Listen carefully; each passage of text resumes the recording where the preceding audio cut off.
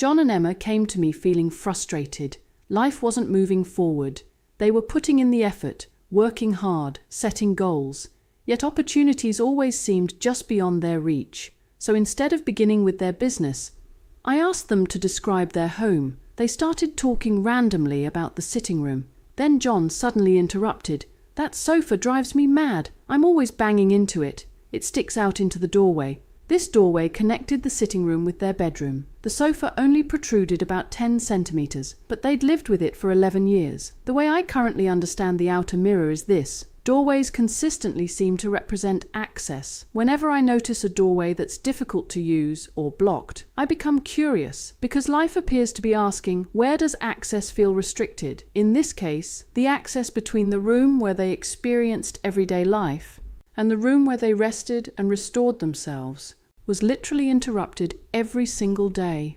Not once, not occasionally, every day. Life kept drawing their attention to it. In fact, John even laughed that he had a bruise to prove it. It doesn't get more effective in getting John's attention. There was no obligation to move the sofa. Nothing bad would happen if they left it. But something in the conversation resonated, so we explored the room. The sofa was too dark, too large, uncomfortable, blocking the doorway. We found a lighter sofa, one that made the room feel larger, softer, more spacious, and importantly, one that would leave the doorway completely open. The sofa arrived. John rang me. "Anne-Marie, we got the sofa. It looks great. We love it. But I measured it wrong. It still blocks the doorway. It's only 4 centimeters though." Then he asked me something fascinating. "Do you think that's okay?" I replied, "John, if it's okay with you, it's totally okay with me." There was silence. Then he said, "I remembered what you said about the doorway. That sentence told me everything." He wasn't really asking me for support. He was feeling he needed support because of the strength of the voice inside him. Several months later, both John and Emma changed jobs. Emma loved hers. John enjoyed his too. It was definitely a promotion. But then he smiled and said, "It was definitely a good move, but it did fall short. They promised management training, but I have to wait another 2 years." The word he used immediately caught my attention. Fall short. Not impossible, not terrible, not wrong. Simply short. Exactly like the sofa.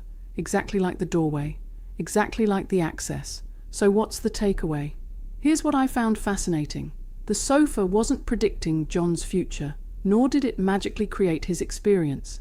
It simply revealed a pattern that was already active. The way I currently understand the outer mirror is that life keeps speaking the same language, through different forms. Sometimes it's a doorway. Sometimes it's a room. Sometimes it's a conversation. Sometimes it's a career. The forms change. The message often doesn't. So perhaps the better question isn't, why did this happen again? Perhaps it's, what function is life repeatedly trying to draw my attention to? Because once you understand the function, you stop fighting the form.